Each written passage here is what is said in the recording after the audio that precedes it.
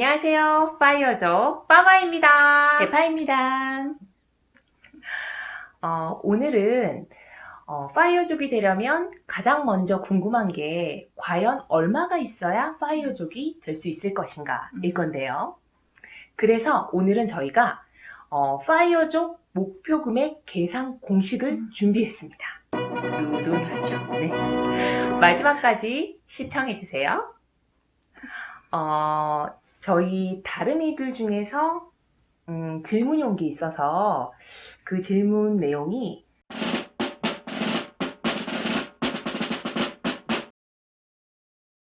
파이어족이 되기 위해 필요한 최소 금액은 얼마인가요? 그리고 주체적인 삶이 먼저인가요? 목표 금액이 먼저인가요? 라는 댓글을 달아주셨는데요. 아마도 오늘 내용을 끝까지 듣다 보시면 이 안에 해답이 숨어 있지 않을까 싶습니다.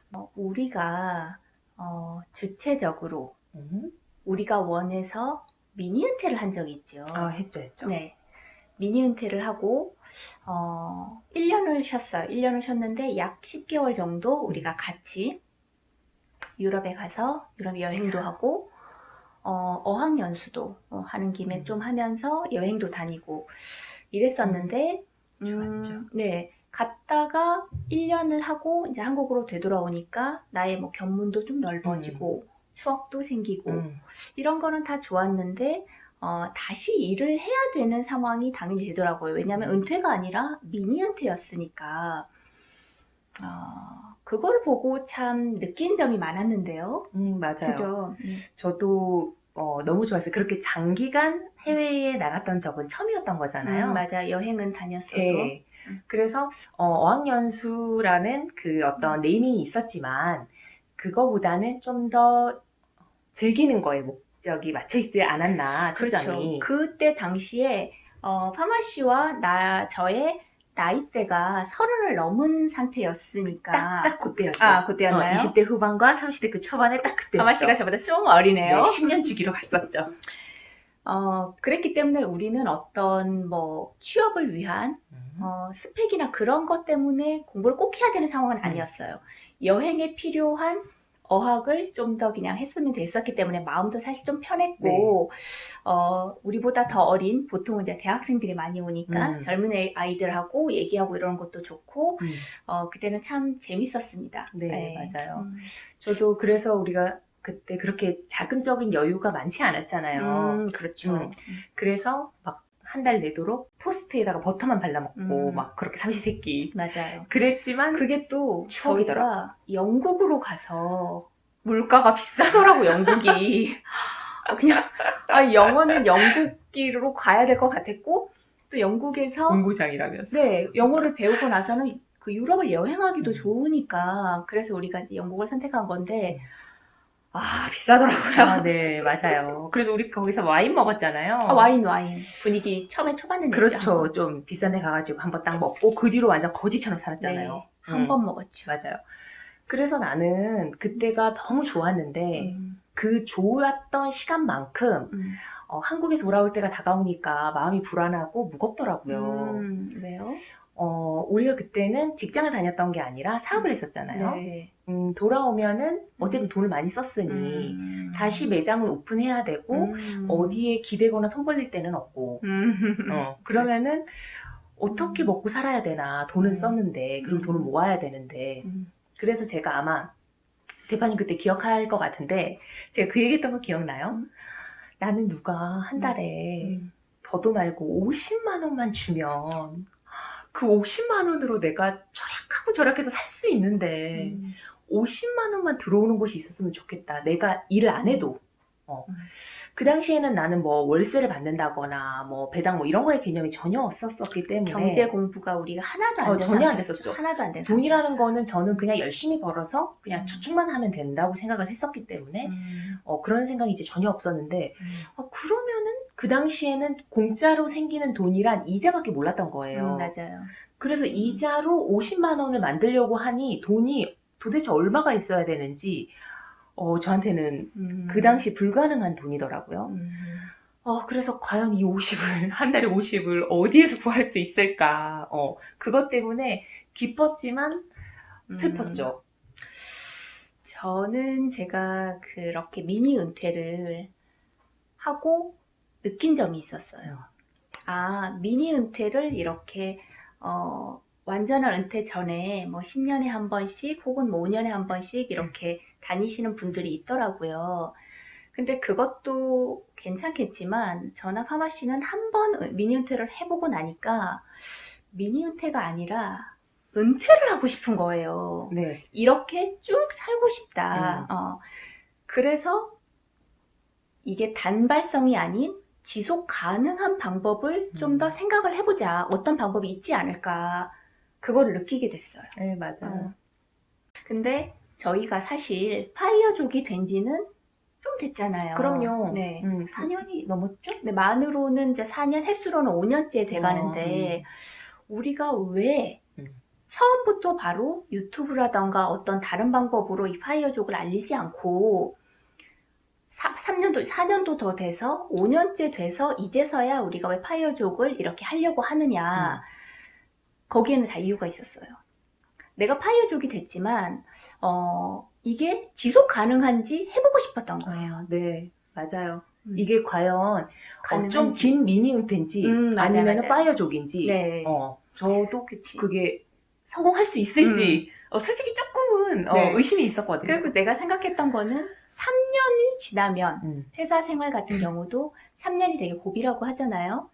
3년이 지나면 이거는 어느 정도의 성공이라고 봐도 되지 않을까. 네. 네. 그 3년이 지났을 때 뭐 재산이라고 말하긴 그렇지만 네, 우리의 저희의 그 자산. 목표, 그쵸, 자산이 눈에 띄게 확 줄어버렸다든지 그렇죠. 그러면은 아무리 남아있다고 해도 저희는 다시 일을 해야겠죠. 일터로 돌아가야 되는 거잖아요. 맞아요. 그래서 그것까지 생각을 하니 네. 근데 3년이 지나고 이제 4년째 돼서 보니까 이 정도면 파이어족으로 살 수 있겠다. 앞으로도 살 수 있겠다는 확신이 섰고 또 이렇게 사는 삶이 좋더라고요. 그래서 참. 좀 많은 사람들에게 파이어족이 우리의 삶에 행복을 준다. 좀 더 행복한 삶을 살 수 있다는 거를 알리고 싶다는 생각에서 우리가 유튜브를 시작하게 됐죠. 네, 저는 그런 생각을 했어요. 그 대한민국의 그 청년들이 행복해야 그 청년들이 나이가 들면서 그 행복감을 가지고 행복한 노후가 된다고 생각을 하거든요. 그래서 좀 행복했으면 좋겠어요. 그러면 이제 본론으로 들어가서 파이어족이 되고자 하는 대부분의 사람들이 가장 궁금하게 생각하고 저희 구독자님도 궁금하게 생각했던 도대체 파이어족이 되려면 그 최소 금액은 얼마일까? 라는 거일 텐데요. 네. 제가 이 구독자님의 그 댓글을 보고 되게 깊은 생각을 하게 됐어요. 깊은 생각을 저한테 주더라고요. 그쵸. 네. 네, 그래서 되게 잠도 못 잤잖아요. 그래서 이게 지금 제가 좀 오래간만에 영상을 찍는 건데 이걸 말로는 설명할 수 있는데 사실은 개개인의 어떤 상황과 지금 현재 자산 상태나 처해진 상황이 다 다른데 그럼요. 어떻게 이거를 좀 더 쉽게 누군가에게 이렇게 얘기해 줄 수 있을까를 네. 제가 이제 고민을 하다가 그 한 사람 한 사람한테는 얘기해 줄 수가 있는데 이게 좀 모든 사람들에게 해당되는 어떤 공식화가 되면 좋겠다.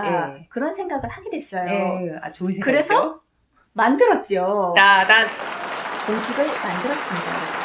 그래서 여기에다가 이제 대입을 해서 여러분이 얼마를 가지고 있으면 파이어족이 될 수 있는지를 이제는 쉽게 이 공식을 이용해서 한번 대입해 보시기 바랍니다.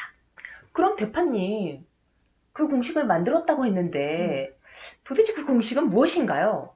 그리고 나와 있는 이것은 무엇이죠? 자, 그럼 한번 열어볼까요? 따라라라라. 자, 이게 파이어족의 목돈 마련 계산 공식입니다. 자, 제가 한번 읽어볼게요. SM 곱하기 ROI 크거나 같으면 MCL. SM은 나나 이런 건가요? 연예기획서 얘기하시는 건 아니죠? 여기서 보면 SM은 시드머니입니다. 종잣돈이죠. 네, 시드머니고 ROI는 Return on Investment라고 해서 투자 수익률입니다.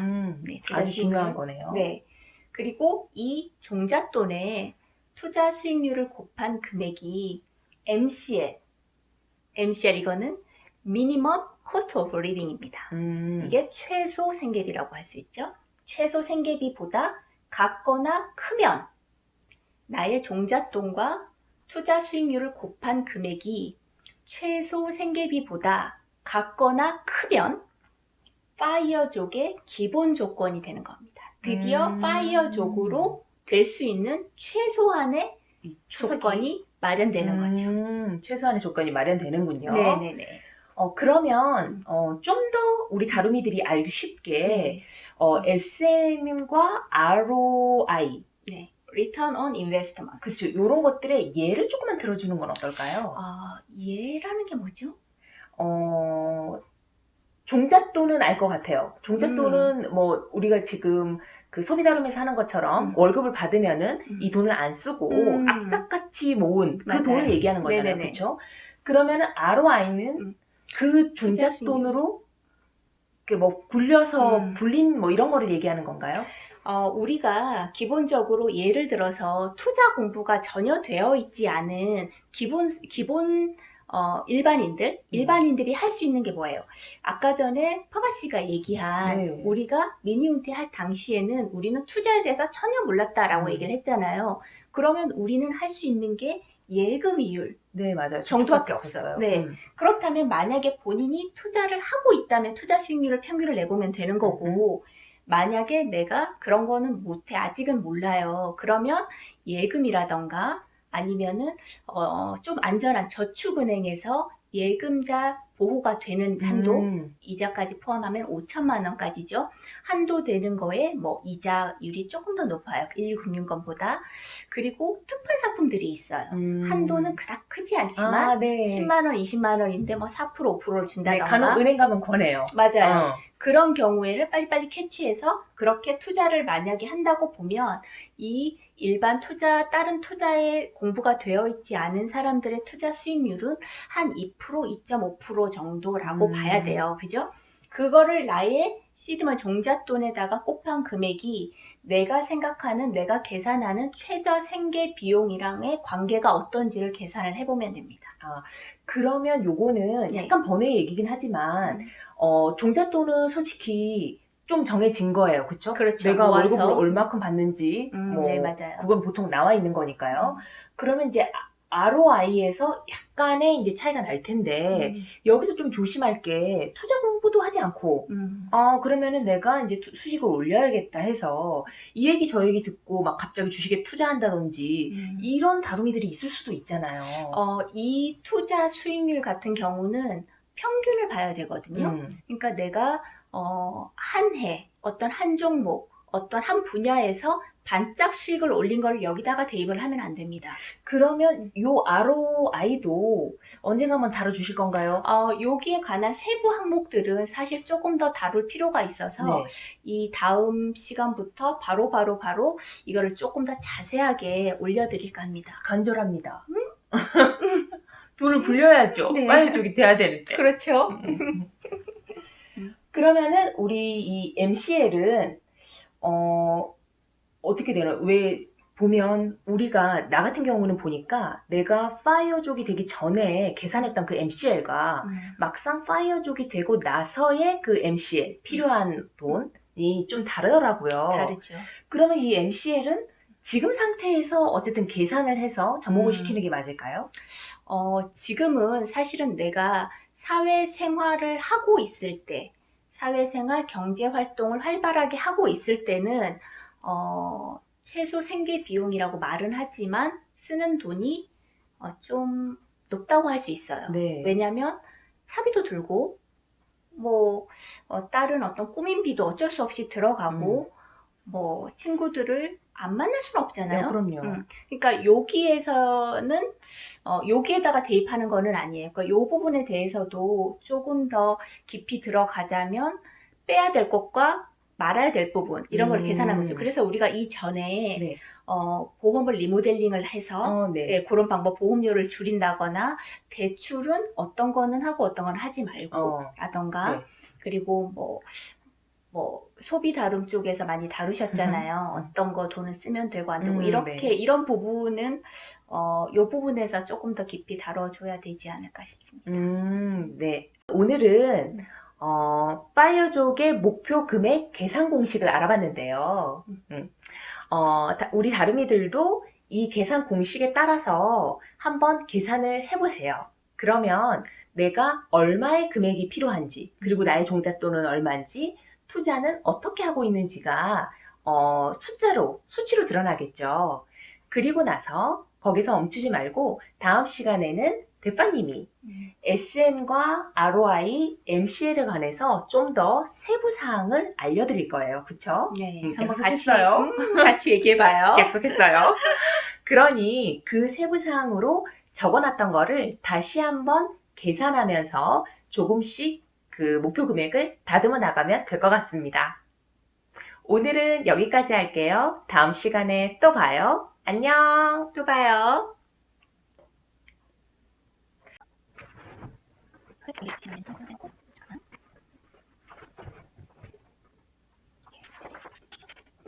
이렇게 하고 가야 되나? 제가 공식을 했으면 되나? 아니, 그럼 저희가 이렇게 했으니까 그럼 공식이 무엇인가요? 뭐 물어보지 마세요.